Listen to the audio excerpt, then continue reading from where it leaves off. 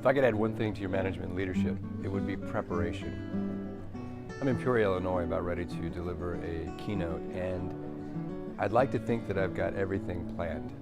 I've gone through sequence, I've gone through how I'm going to say things.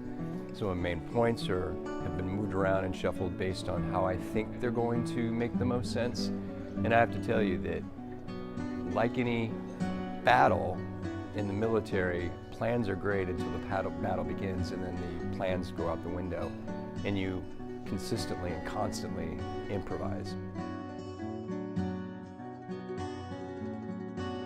Well, how did I do? Well, I was awesome.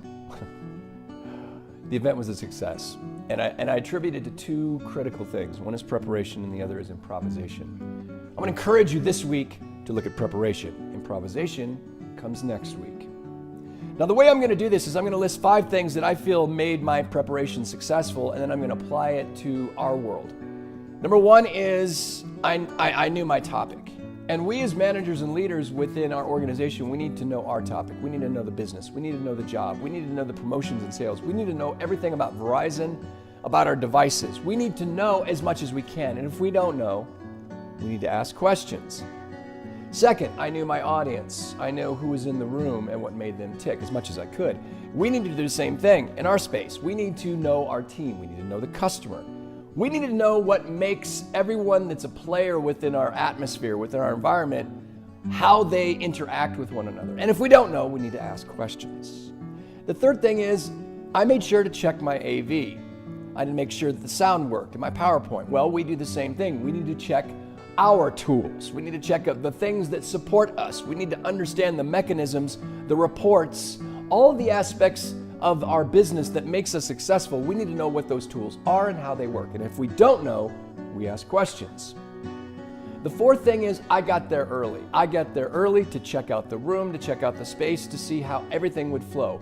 We do the same in our stores. We have to know our space. We need to know our sales floor. We need to know the back room. We need to make sure that all the pieces are in place so that we can be successful. And if we don't know how to put the room together, put our space together, we ask questions. And the last thing is I breathed in oxygen and then exhaled carbon dioxide. We all need to do that as managers and leaders. Our day gets heavy, it gets hectic, it gets crazy, sometimes it gets overwhelming, and we need to know to breathe and exhale. We need to keep it real and understand that our job is many, many things, and we need to respond to it accordingly.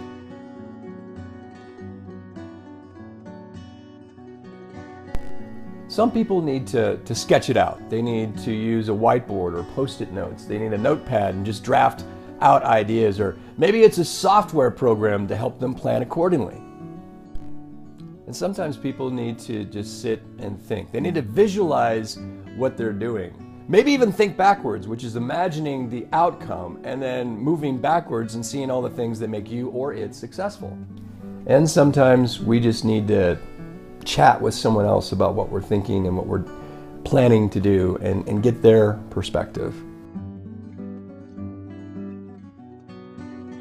So the last thing I'll share about preparation is something we've talked about before, Commander's Intent, which says that the mission, the objective, the goal, the thing that you seek never changes. However, the means to achieve it will always change.